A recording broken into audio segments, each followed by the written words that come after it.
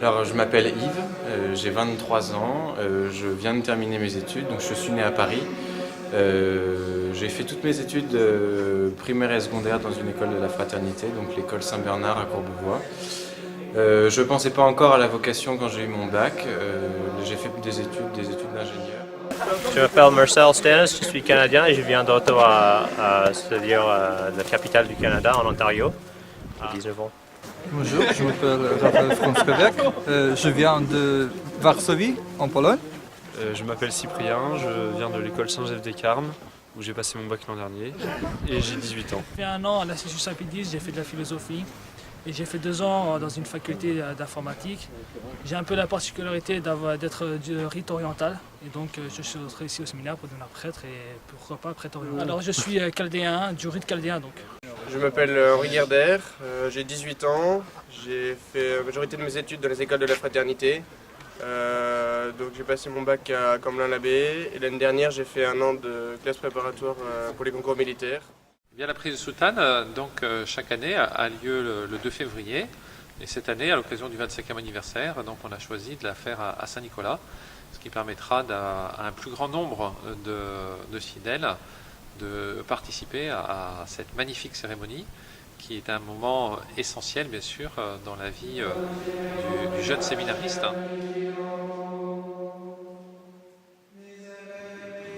Eh bien, en réalité, dans l'esprit traditionnel, autrefois, les noviciats étaient séparés de la maison où se trouvaient ceux qui avaient fait profession religieuse, et Monseigneur Lefebvre était lui-même religieux. Et comme l'année de propédeutique, ou une année de spiritualité, est une année où on cherche à quitter l'esprit du monde pour prendre l'esprit sacerdotal, avant la partie des études proprement dites, il a semblé judicieux aux supérieurs de prévoir cette séparation entre la partie purement donc, des études et puis cette partie qui est davantage spirituelle, donc la partie de cette année qu'on appelle donc de spiritualité. Je m'appelle Étienne Ginou, j'ai 23 ans, je suis de Nantes et avant d'entrer au séminaire, j'ai passé un master de droit.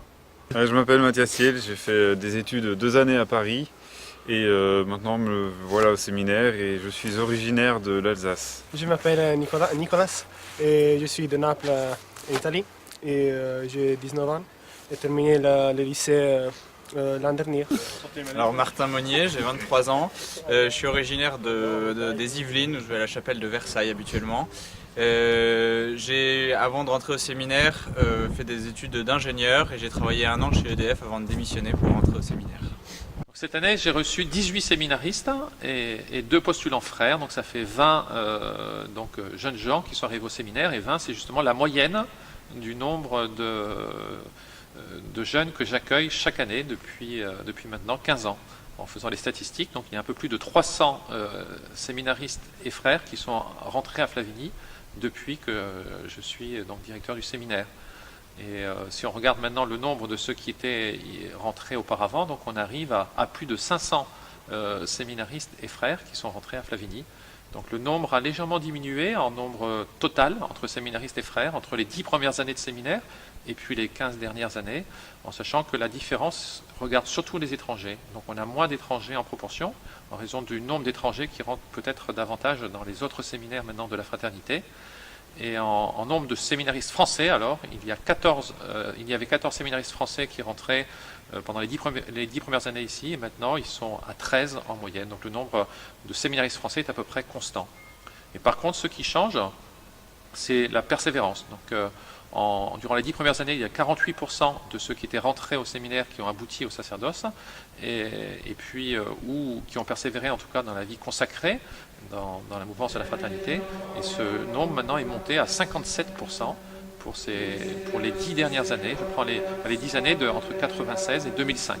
Je prends 1996 et 2005 parce que depuis 2005, donc, les séminaristes qui sont rentrés depuis 2005 sont pas encore engagés définitivement. On arrive à 57% de persévérance. Et même si maintenant il fallait regarder la persévérance plus élargie pour ceux qui quittent la mouvance de la fraternité en allant du prêtre qui est diocésain jusqu'au CD vacantiste, avec une palette après même assez large, on arrive à 63% parmi ceux qui sont rentrés entre 1996 et 2005, qui sont aujourd'hui donc toujours engagés au service de Dieu. Donc, je suis Pascal Hennequin, je suis le 7e d'une famille de 9 enfants. J'ai 24 ans et j'ai fait une école d'ingénieur dans le bâtiment. Voilà. Je m'appelle Angelo Citati, et je suis italien, je viens du sud de l'Italie, dans une petite ville pas loin de Naples qui s'appelle Avellino. Et voilà, je suis entré ici après avoir fait une année d'université, j'ai étudié lettres classiques, et après j'ai fait une année de préparation au séminaire dans un prieuré à Albano, en Italie. Et voilà, Et je m'appelle Giovanni Caro Spinelli, je suis le doyen du séminaire. Le séminariste. Oui, oui. Et je viens de Chioggia, une ville pas loin de Venise. J'ai 28 années. Et avant de venir ici, j'ai travaillé 2 années parce que je suis avocat. Et après, je suis arrivé ici. Je m'appelle Charles de Beaufort, j'ai 20 ans. Je fais 2 ans après le bac, avant d'entrer au séminaire, donc en comptabilité et gestion, et donc je viens de Versailles. Du temps entre 86 et 95, il y avait des séminaristes qui avaient en moyenne 23 ans. À peine 1 sur 3 était passé par des écoles traditionnelles, et 58% de leurs mamans étaient des mères au foyer. Et depuis 1996, justement, il y a eu un changement dans le profil des séminaristes. On a eu une vague beaucoup plus importante de séminaristes provenant de nos écoles. Et on est arrivé maintenant à près de 80% de séminaristes français qui ont été formés, ou au moins qui sont passés par des écoles de la Fraternité Saint-Pédis ou d'autres écoles, donc hors contrat, mais vraiment foncièrement, pleinement catholiques. Et maintenant, on a remarqué par contre que la moyenne d'âge a baissé. Ils sont passés de 23 ans à 21 ans. Ils sont plus jeunes que ceux qui rentraient auparavant. Également, on peut remarquer que la moyenne de ces jeunes qui rentrent sont de familles d'au moins 6 enfants. C'est la moyenne pour les séminaristes depuis maintenant une quinzaine d'années. Et puis, il y a 78% de leurs mamans qui sont des mères au foyer, donc là aussi une augmentation du nombre de mères au foyer. Donc on voit par là les fruits vraiment magnifiques des écoles pleinement traditionnelles. Et donc on voit bien que la vocation germe et s'épanouit dans un milieu de famille saine, équilibrée, et en même temps aussi lorsqu'il y a le même discours entendu par les enfants à la maison et puis aussi à l'école. Bonjour, je m'appelle Germain Curtet, j'ai 18 ans. J'ai fait toute ma scolarité dans les écoles de la fraternité et donc je suis rentré au séminaire. Je suis savoyard.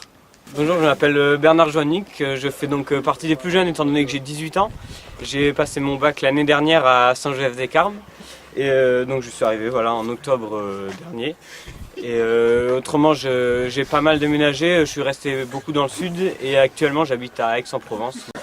Donc je m'appelle Guillaume Daudet, j'ai 20 ans, je viens du département du Gard dans le sud de la France et donc j'allais à la messe à Avignon à la chapelle des Pénitents Noirs.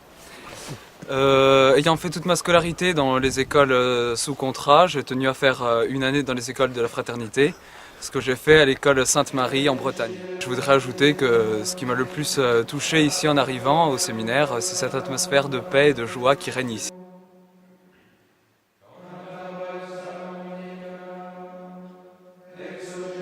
C'est une question qui est difficile de répondre sur un plan général. S'il s'agissait par exemple de regarder les statistiques pour la France, encore, qui est le pays que je connais le mieux, comme je vous dis, on a en moyenne 13 séminaristes français qui viennent donc chaque année au séminaire. Eh bien, peut-être que le chiffre n'est pas tout à fait juste, mais s'il y a à peu près 20 000 personnes qui fréquentent la mouvance de la Fraternité Saint-Pédis en France, eh bien, on essaie de voir sur les 3 millions de catholiques pratiquants ce qu'il pourrait y avoir en nombre de vocations si il y avait la même proportion de vocations par rapport au nombre de catholiques pratiquants.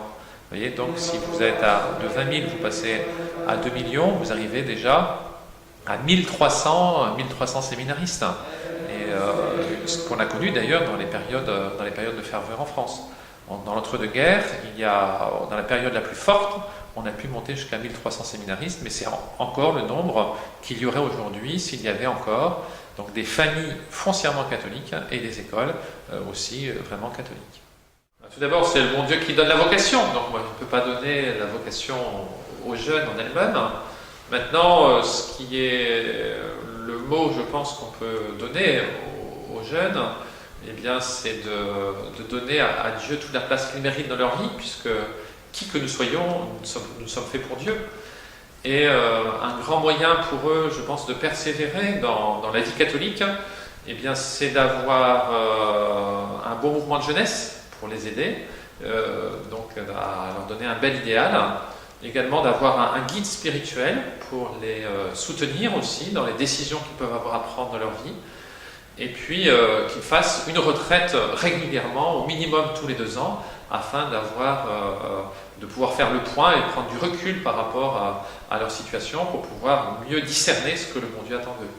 Alors spécialement, le message que j'adresserai aux familles, je leur dirais que, toujours en m'appuyant sur les statistiques, contre les faits il n'y a pas d'argument, que la moitié des séminaristes pensent à la vocation avant l'âge de 12 ans. Donc les parents veillent bien à l'éducation de leurs enfants dans les premières années pour favoriser cette vocation possible chez leurs enfants. Et puis ensuite, puisqu'on a pu voir que les fruits aujourd'hui des bonnes écoles, eh bien c'est aussi, je les incite bien sûr à faire le choix d'écoles foncièrement catholiques pour qu'elles puissent donner aussi le maximum de chance à leurs enfants. Et s'il est vrai que les jeunes qui pensent à la vocation, 1 sur 2 pensent à la vocation parmi ceux qui sont rentrés, statistiquement parlant toujours, à Flavigny, ont pensé à la vocation avant l'âge de 12 ans. Il y a ensuite un deuxième déclic qui s'opère à l'âge de 18-19 ans. Et là, de quelle manière s'opère-t-il ? Eh bien, spécialement par l'intermédiaire des retraites et par l'intermédiaire aussi de contacts assidus entre les jeunes et les prêtres. D'où l'importance, encore une fois, de la direction spirituelle, et d'avoir un guide spirituel, et puis également l'importance de ces retraites qui nous permettent de nous détacher un peu plus de ce monde pour penser à l'essentiel, en nous détachant aussi de nos affections déréglées.